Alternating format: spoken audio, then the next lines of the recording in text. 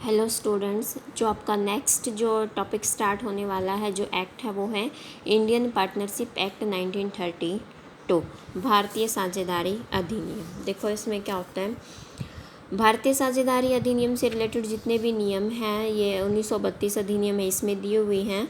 Section 1 के according इस अधिनियम का जो सेक्शन 1 है उसके अकॉर्डिंग अधिनियम भारतीय साझेदारी अधिनियम 1932 कहलाता है और पूरे इंडिया में ये लागू होता है।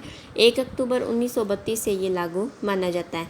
इस अधिनियम से बनने से पहले जो साझेदारी के जो नियम थे वो सारे किसमें थे, भारतीय अनुबंध अधिनियम 1870 तो इंडियन कॉन्ट्रैक्ट एक्ट है जो हमारा, उसमें इससे रिलेटेड पहले नियम दिए हुए थे, उसी का ये एक भाग था। लेकिन कुछ रियलाइज़ किया, कुछ अनुभव हुआ कि अनुबंध अधिनियम में दिए गए जो साझेदारी के अनुबंध है, जो प्रोविज़न है वो पर्याप्त नहीं है, तो एक अलग अधिनियम बनाया जाए। और जो नया अधिनियम बनाया था वो बनाया था भारतीय साझेदारी अधिनियम 1932।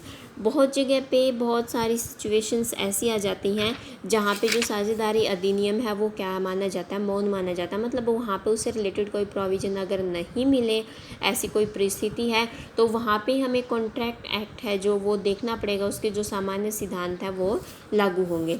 इसके बाद कुछ फंडामेंटल डेफिनेशंस हैं इसमें। क्या क्या है, फर्म का नाम। फर्म से ऐसे क्या है कि फर्म का जो कार्य है वो क्या होगा, फर्म के जितने भी पार्टनर्स हैं साझेदार, उसके सभी कोई कार्य होंगे, उनकी कोई गलती होती है, फर्म के किसी एक साझेदार का कार्य है या साझेदारों ने अपने अंडर में कोई एजेंट रखा हुआ है उसका कार्य है, जो फर्म के द्वारा या फर्म के विरुद्ध भी लागू हो सकता है। कोई वो ऐसा कार्य करते हैं तो वो फर्म का कार्य ही माना जाएगा। इसके बाद बिज़नेस क्या होता है कि कोई भी व्यक्ति है आजीविका कमाने के लिए, प्रॉफिट अर्न करने के लिए कोई काम करता है, उसको हम बिज़नेस बोलते हैं। एक टर्म होती है प्रोफेशन। बिज़नेस और प्रोफेशन में क्या डिफरेंस होता है, प्रोफेशन करने के लिए एक व्यक्ति को चाहिए स्किल, उसके पास स्पेशल स्किल होनी चाहिए वो काम करने के लिए, जैसे लॉयर होता है, डॉक्टर होता है। लेकिन बिज़नेस में क्या होता है कि एक व्यक्ति के पास कोई प्रोफेशनल स्किल नहीं है, उसके पास कोई डिग्री डिप्लोमा उससे रिलेटेड नहीं है, फिर भी वो अपनी आजीविका कमाने के लिए, प्रॉफिट अर्न करने के लिए कोई काम करता है, उसको बिज़नेस बोलते हैं। इसके बाद है निर्धारित। निर्धारित से ऐसे क्या होगा कि इस अधिनियम में जो नियम बना रखे हैं उनको उसका मतलब है कि इसके अंदर जो इस अधिनियम के अंतर्गत जितने भी नियम निर्धारित हैं उन नियमों से है। तीसरा पक्षकार क्या होता है कि फर्म या किसी साझेदार के संबंध में तीसरे पक्षकार से ऐसे क्या होगा, ऐसा व्यक्ति जो क्या होगा, फर्म का पार्टनर नहीं है, तो उसको हम क्या बोलेंगे, थर्ड पार्टी। अपरिभाषित शब्द हैं, अगर अपरिभाषित कोई शब्द हैं उनके अगर डिफ़ाइन करना है, उनसे रिलेटेड कोई नियम देखना है तो इंडियन कॉन्ट्रैक्ट एक्ट 1872 में वो डिफ़ाइन किए हुए हैं। इसके बाद है डेफिनेशन दे रखी है कि साझेदारी का मीनिंग क्या है, साझेदारी का अर्थ क्या होता है। साझेदारी व्यक्तियों का क्या होती है, समुदाय है, व्यक्तियों का वह समुदाय है जो किसी विशिष्ट उद्देश्य को प्राप्त करने के लिए कार्य करते हैं। मतलब उनका कोई स्पेसिफिक ऑब्जेक्टिव है वो काम करना, उनको या दो से अधिक व्यक्ति मिलते हैं और मिलके काम करते हैं और उनका मोटिव होता है कि वो लाभ कमाएंगे और उसको क्या करेंगे, आपस में बांटेंगे। तो इसका मतलब क्या होता है कि पार्टनरशिप है। एक डेफिनेशन है, जो डेफिनेशन करनी है, भारतीय साझेदारी जो अधिनियम है 1932 उसके सेक्शन 4 में ये चीज़ डिफाइन की हुई है कि साझेदार उन व्यक्तियों का पारस्परिक संबंध है जो क्या होंगे, उन सब के द्वारा या उनकी ओर से किसी एक साझेदार द्वारा।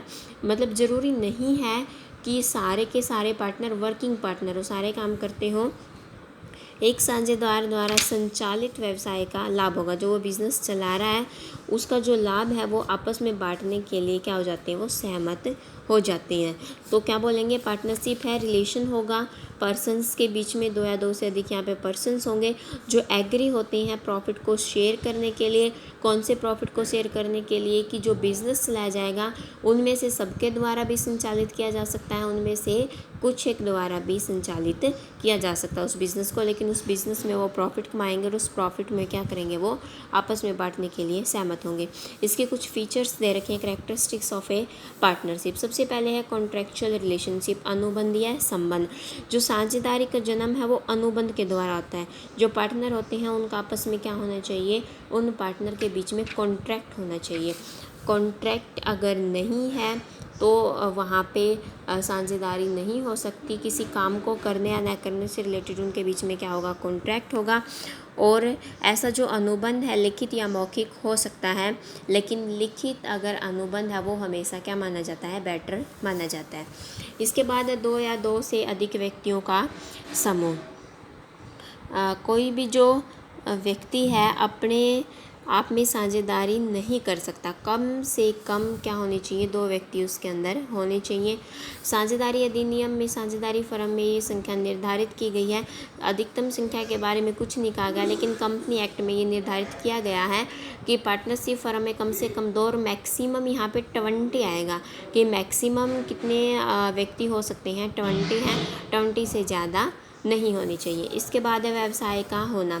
साझेदारी के लिए कारोबार का होना आवश्यक है। जब 2 या 2 से अधिक व्यक्ति आपस में ऐसा ठहराव करते हैं जिसका उद्देश्य किसी कारोबार को चलाना न हो, तो इस ठहराव को हम साझेदारी का ठहराव नहीं कहेंगे।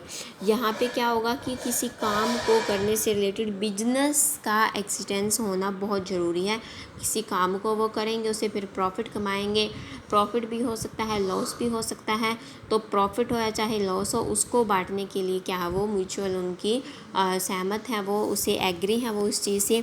जैसे एग्जाम्पल दिया हुआ है, ए और बै हैं जो मिलके क्या करते हैं, 100 मन जो चावल है वो खरीद लेते हैं। तो 2 व्यक्ति हैं ए और बी, वो इतना चावल खरीदते हैं, आपस में बांट लेते हैं। तो ऐसी परिस्थिति को हम साझेदारी नहीं बोल सकते कि उन्होंने आपस में खरीदा और क्या कर ली, पार्टनरशिप। इसको को ओनर बोल सकते हैं कि इन्होंने आपस में दोनों ने मिलके खरीदा, तो ये दोनों उसके क्या हैं, स्वामी हैं। लेकिन अगर वो उसको खरीदते हैं फिर उसको बेचने का कारोबार करेंगे कि संयुक्त खाते के आधार पर, मतलब जॉइंटली जो हमने चीज़ खरीदी है फिर उसको बेचेंगे, बेचने के बाद जो प्रॉफिट या लॉस होगा उसको हम आपस में शेयर करेंगे। तो इस काम को हम क्या बोलेंगे यहाँ पे कि एक बिज़नेस है। वो माल लेके आते हैं, दोनों मिलके लेके आते हैं, फिर वो सेल करते हैं, तो एक्सिस्टेंस ऑफ बिजनेस होगा और उसी को हम क्या बोलेंगे, साझेदार।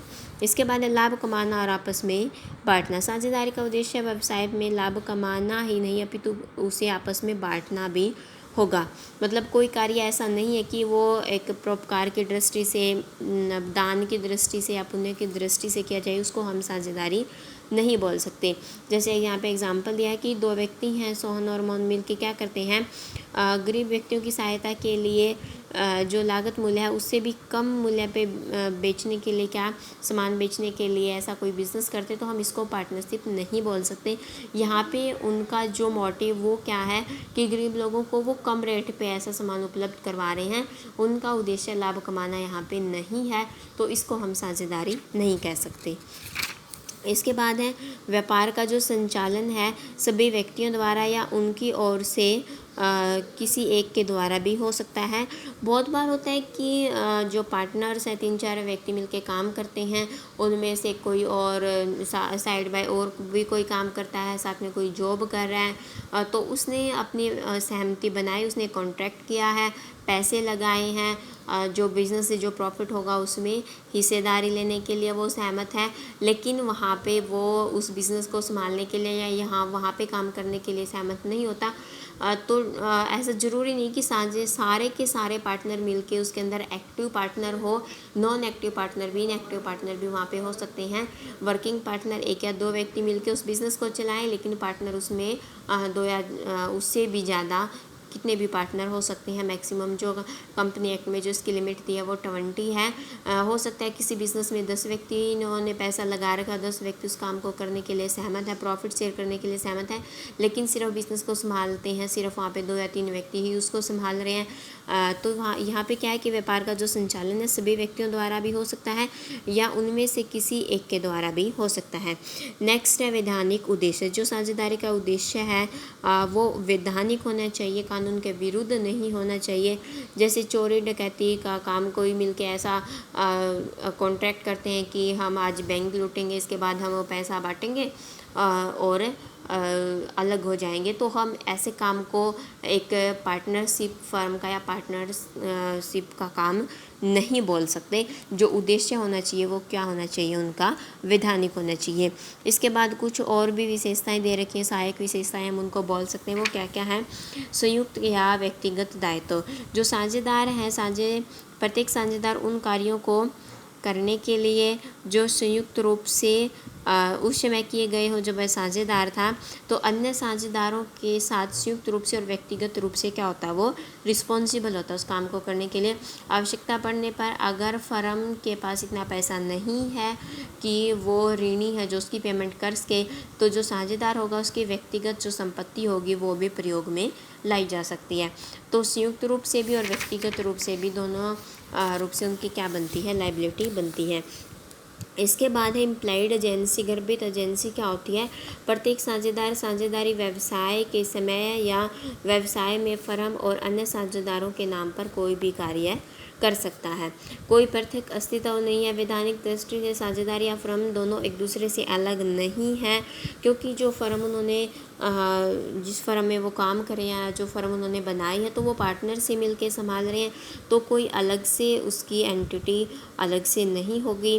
गुड फेथ में साझेदारी का जो आधार है, जो मूल आधार है, वो क्या है, गुड फेथ है कि प्रत्येक साझेदार एक दूसरे पर संपूर्ण निष्ठा या विश्वास है उनका, जो वो काम कर रही हैं। जो एक पार्टनर हो सकता है, एक नॉन वर्किंग पार्टनर, एक वर्किंग पार्टनर। तो नॉन वर्किंग पार्टनर को गुड फेथ में उसने पैसे लगा रखे हैं कि वर्किंग पार्टनर है वो सही काम करता है। एक ही व्यक्ति ही साझेदार। साझेदारी संस्था में केवल व्यक्ति ही साझेदार हो सकते हैं, फर्म या अन्य कोई संस्था उसके अंदर साझेदार नहीं हो सकती। इसके बाद है कि कौन सी ऐसी सिचुएशंस होंगी। कई बार क्या होता है कि हमें ये देखने में लगता है कि ये जो व्यक्ति काम कर रहे हैं मिलके, इनके बीच में क्या होगी, पार्टनरशिप होगी। सिर्फ वो ऐसे देखने में प्रतीत होती, लेकिन एक्चुअल में पार्टनरशिप एग्जिस्टेंस वहाँ पे नहीं होती। तो स्पष्ट रूप से साझेदारी नहीं होती, सिर्फ वास्तव में साझेदारी बस प्रतीत होती है। तो यहाँ पे कौन सी किन किन बातों को हमें ध्यान में रखना चाहिए, जिससे ये पता चले कि जो ये व्यक्ति काम कर रहे हैं तो इनके बीच में क्या है, पार्टनरशिप है। तो determining the existence of partnership. Existence है पार्टनरशिप की, इस चीज़ को ध्यान में जब रखा जाता है तो किन किन बातों को ध्यान में रखना चाहिए। जैसे है, साझेदारी का जो अस्तित्व है अनुबंध से पैदा होता है, स्थिति से नहीं होता। कोई स्टेटस है, जैसे इन्होंने एग्जाम्पल दे रखा है कि जैसे जॉइंट हिंदू परिवार है, जॉइंट हिंदू जो फैमिली होती है वो जो मिलके काम करते हैं, हम उसको पार्टनरशिप फर्म नहीं बोल सकते। तो साझेदारी का जो जन्म है उन व्यक्तियों के बीच में जो पार्टनर्स हैं, उन्होंने कोई एग्रीमेंट है साइन किया होगा, वो कॉन्ट्रैक्ट बना होगा, तभी फिर उसको क्या बोला जाता है, तभी वो पार्टनरशिप का जो काम है वो उसके रूप में बनेगी कि कोई पहले सबसे पहले कॉन्ट्रैक्ट बेस होना चाहिए, सबसे पहले उनके बीच में किसी काम को करने का कॉन्ट्रैक्ट होना चाहिए। इसके बाद है लाभ का बंटवारा। सभी साझेदार या सभी के लिए एक के द्वारा कोई संचालित व्यवसाय है, सभी उसमें लाभ में से हिस्सा पाने का क्या रखते हैं, अधिकार रखते हैं। साझेदार द्वारा लाभ में हिस्सा बांटना अनिवार्य है, तभी उसको क्या माना जाता है, पार्टनर माना जाता है। बहुत सारी ऐसी सिचुएशन होती हैं कि पार्टनरशिप जो फर्म है उसने प्रॉफिट तो अर्न किया, लेकिन प्रॉफिट के ऊपर और किसी का भी राइट था, लेकिन वो पार्टनर नहीं है। जैसे सेक्शन 6 में ये चीज़ें डिफ़ाइन की गई, एग्जांपल दिए गई हैं कि लाभ के किसी भाग को प्राप्त करने का अधिकार तो है, लेकिन फिर भी वो साझेदार नहीं कह सकते। जिसको, जैसे क्रेडिटर है जिसको फर्म से पैसा लेना है, तो वो व्यक्ति फर्म के प्रॉफिट में से हिस्सा ले रहा है। जो ऋण उसने दिया है वो ब्याज के स्थान पे अगर वो प्रॉफिट में से हिस्सा पाना स्वीकार कर लेता है, तो हम उसको पार्टनर फर्म का नहीं बोल सकते। इसके बाद है एजेंट या कर्मचारी। किसी व्यक्ति, नौकर या एजेंट द्वारा किसी कारोबार में जो वो काम कर रही हैं, तो क्या लेते हैं, वो पारिश्रमिक पाने का अधिकार है उनका। पारिश्रमिक के बदले में अगर वो प्रॉफिट का हिस्सा लेने को तैयार हो जाते हैं, तो हम उनको साझेदार नहीं बोल सकते। विधवा या बच्चे, कोई मृत साझेदार है, उसकी जो विडो है या उसके जो बच्चे हैं, अगर उनको एनुअटी के रूप में अगर कोई पैसा दिया जाता है, कारोबार का जो प्रॉफिट है वो पाने का अधिकार है, तो उनको भी हम पार्टनर्स नहीं बोल सकते। व्यवसाय का भूतपूर्व जो स्वामी है, उसने अगर जो गुडविल सेल की उसके बदले में कुछ कंसिडरेशन वो लेता है, तो उसको भी हम पार्टनर नहीं बोल सकते। और जो माइनर है फर्म के हित में जो लाभ में हिस्सा देने के लिए उसको शामिल किया जा सकता है, लेकिन माइनर को पार्टनर नहीं बनाया जा सकता। इसके बाद है म्यूचुअल एजेंसी। साझेदारी की जो है कसौटी की जांच करते समय हमें और चीज़ों का भी ध्यान में रखना पड़ता है कि यहाँ पे नियोक्ता और एजेंट का क्या ये संबंध है, साझेदारों के आपस में किस टाइप के संबंध है, क्या एक साझेदार अपने कार्य से दूसरे साझेदार को भी क्या कर सकता है, बाइंड कर सकता है, दूसरे साझेदारों के कार्य से बाधित खुद हो सकता है। अगर ऐसा है कि एक साझेदार दूसरे साझेदार को अपने कार्य से बाउंड कर सकते हैं फर्म के रिलेटेड कार्य से, तो वहाँ पे क्या मानी जाएगी, पार्टनरशिप फर्म होगी, उनके बीच में क्या होगा, पार्टनरशिप उनके बीच में होगी। इसके बाद है फर्म के प्रबंधन में भाग लेना। जो मैनेजमेंट होगी, प्रत्येक साझेदार को राइट होता है कि फर्म के जो कार्य संचालन है, जो मैनेजमेंट में, उसमें भाग लेने का प्रत्येक पार्टनर को क्या होगा, अधिकार होगा। इसके बाद है बिजनेस है लीगल होना चाहिए। साझेदारी के लिए जो वैधानिक कारोबार का होना आवश्यक है, क्योंकि साझेदारी अनुबंध केवल वैधानिक कारोबार के लिए हो सकता है। अवैधानिक के लिए अगर कोई व्यक्ति मिलकर काम करते हैं, प्रॉफिट शेयर करने के लिए भी सहमत हो जाते हैं, तो हम उसको पार्टनरशिप का नाम नहीं दे सकते। तो काम है, जो उद्देश्य है, वो वैधानिक होना चाहिए। साझेदारी और सह स्वामित्व में डिफरेंस होता है।